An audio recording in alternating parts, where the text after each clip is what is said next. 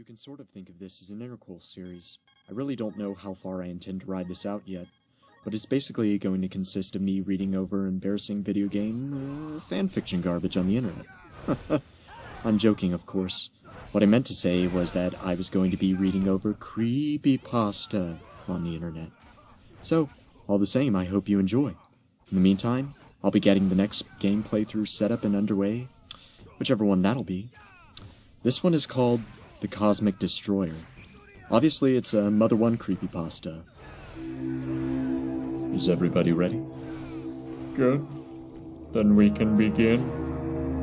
Stardate 1407, 8207, 56-1909. Our frigate has safely arrived at the chosen planet. Their technology is primitive, and thus they failed to detect us entering the atmosphere.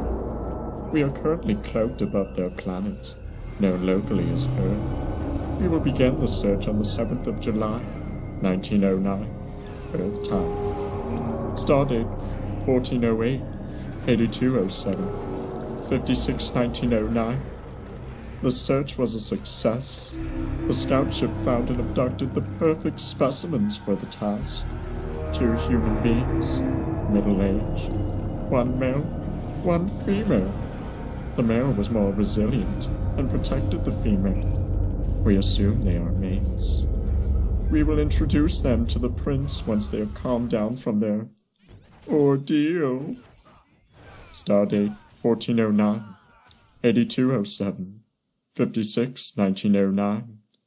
It seems the female subject and the infant prince have developed a bond. We placed the subjects in the prince's quarters to see how they would react to each other. It was the male who first noticed the prince sleeping soundly in his cot. The male told the female, referring to her as Maria, who seemed to be amazed at the young prince. After a while of studying him, the prince awoke to the face of the female subject. They stared at each other for a while, until the female stroked the prince's face. The prince gurgled happily and held the female's hand. The male seemed uneasy about developing a bond, but the female was reassured, referring to the male as George. The male was soon won over, and the subjects began taking care of the infant prince. After about 300 ticks, the subjects were removed and taken back to their cells. We are assured that they will raise the prince well. Okay, so first of all, I presume they're using computer ticks, except that doesn't make any sense because computer ticks occur over the span of nanoseconds. Whatever. Next log. Stardate 3723, 9410, 56-1911. We have had no need to report on the welfare of the prince and the subjects for a while now, due to his raising seemingly going smoothly. I'm sorry, but from a grammatic standpoint, that last sentence was just painful. I say enough with the verbing and the adjectiving and the adverbiary. But it seems things were not going as well as we had hoped.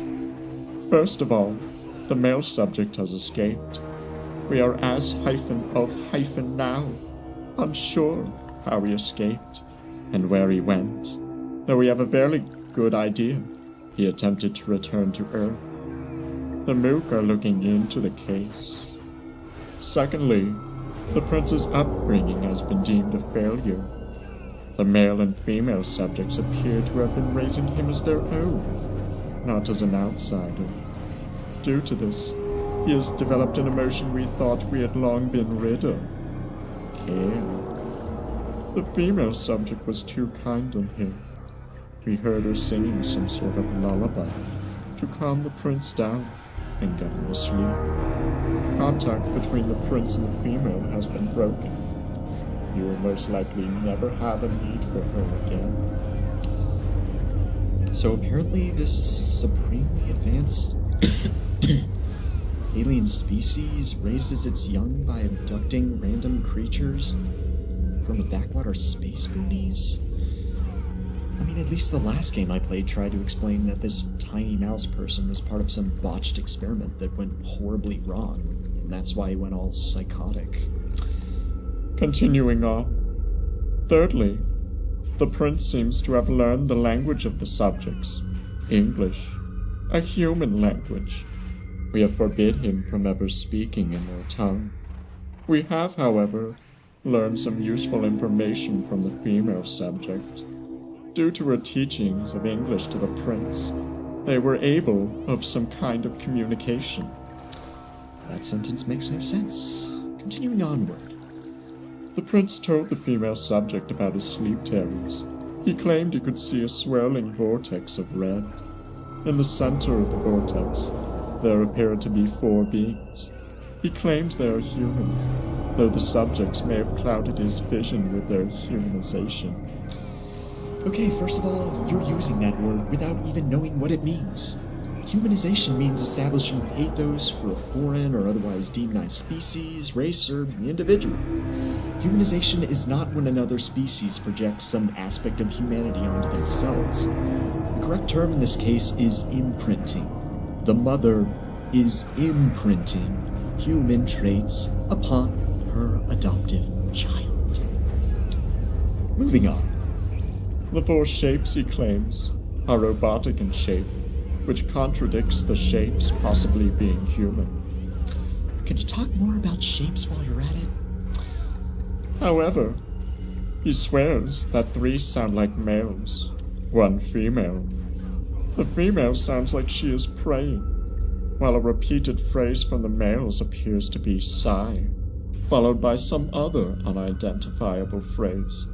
More information is needed from the prince, as sigh is a phrase commonly used by our armies when unleashing their psychic attacks. I know that last part was meant to explain what sigh is to any readers who've never heard about the mother games before, and just happened to read a creepypasta about the game they had never played because reasons. At the same time, I like to imagine that the in-universe reason for this explanation is that the narrator is trying to dumb down this report they're sending in under the presumption that their boss is just the one member of their species that is literally too stupid to know how psychic powers work. Stardate 3729, 9410, 56-1911. We have made a breakthrough in the disappearance of the male subject and the prince's sleep terrors. It appears that, without our permission, the male subject was studying our psychic powers. The female subject claims she knew nothing of our powers, or of her mate studying them. We do not trust her anymore, but if she can aid us in the prince's sleep terrors, we may pardon her and allow her to return back to Earth. On the subject of the sleep terrors, we have identified the beings in his dream. 2 are of no significance. However, the female and male appear to be highly skilled in psychic powers, similar to adolescents of our race. We believe them to be descendants of the escaped male subject, though confirmations are few and far between. Stardate 3731, 9410, 56-1911. After some research into the sleep terrors, we have a theory. Many races came to the birth of the prince. Many left gifts. Some, we are still unsure of what exactly they are, but it could be possible that one of the races left the apple of enlightenment as a gift. Now, I'm no genius here, but I'm going to guess that the big reveal is that this is all a prequel to the life of Brian. You know, with all the messianic symbolism and all. The apple, it is rumored, has the ability for its users to see into the future. Unfortunately, it can't check your grammar.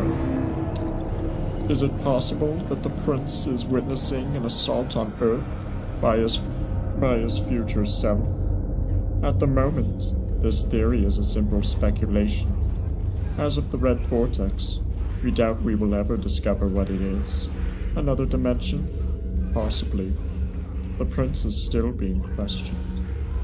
Stardate 3810, 9411, 561911. The theory was correct, impossibly. We have located the Apple of Enlightenment. It was hidden in one of the prince's favorite playthings. Strangely, it looks nothing like the apple, a fruit found on Earth. It is more of a sphere, with a strange light inside. It has been confiscated, and there is an as-of-yet unofficial experiment being conducted on it. Stardate 3824, 9411, 561911. The Apple of Enlightenment has been an asset during the research going into it. Another sentence constructed from rather painful. During these experiments, we have been able to predict what events will occur, when and where. Because of the Apple's power, no one other than the Discovery team and the experiment team will know of its existence, bar some exceptions. The prince's therapy is going well. He has lost feelings for the subjects, and he has seemed to lost the ability to speak in human tongue. The female subject will be disposed of quietly. She has outlived her usefulness. By the way, it's never explained what the narrator actually does or who they're actually writing to. I guess they're supposed to be the captain of the ship, but at the same time they're doing experiments on the Apple, and they're doing human subject testing. Oh, and they're also Brian Regan's child psychologist. Yeah, apparently he's an alien in this universe. You know, where this narrator is just kind of everywhere at once. Final long. Stardate 5411, 6314, 56 1979. The day has finally arrived. Wait, why did you make this final entry take place at 1979? You do know that the game you're writing your creepypasta around just actually took place in 1987, right? The prince has come far since when he was a youngling. Another piece of painful grief. The therapy and strict training mostly helped. I'm sure the king and queen would be proud of him. Oh, jeez, for goodness sake. First off, your baby prince is now a geriatric old man at this point. What kind of therapy program takes 58 years to complete? It's not like your kid just graduated high school or something. Today, the prince will begin his assault on Earth. It has been a while since we ever spoke of Earth and humans around him, in case something resurfaced. He now has a feeling of hatred towards all other inferior species, but mainly humans. Soon they will be no more. The prince has decided to take his best army of starmen with him to eradicate the human scum. Today is the day every universe will remember. The day that Prince Gygas, the cosmic destroyer, took out his first planet, Earth, and all of its inhabitants. Hail Prince Gygas! That's it. The story just ends right there. You know, just a reminder that all of this occurs practically a decade before the events of the video game that this person is writing their damn fanfiction off of. So the twist ending of this story is that Gygas was in fact Gygas. You know, except when he isn't because people call him Gygu instead. You know, it's the whole Eris versus Aerith debate. Well, technically in the first game, when he still looked like a tiny mouse person, people called him Gygu, and in the second game, they called him Gygas when he turned into the red swirling baby mosaic form. You know, the one that people made all those fetus theories about. The thing about this story is that it's bad, but it's not laugh out loud bad. It's the same sort of, let's write the backstory of X character from Y game, where the big twist is something you'll probably figure out the second you start reading this sort of story. Well, at least as long as you all had fun with these and enjoyed the sound of me choking under the weight of my own saltiness, and I'll be happy to read some more stories that will hopefully be worse and more entertaining. For your sake, at least.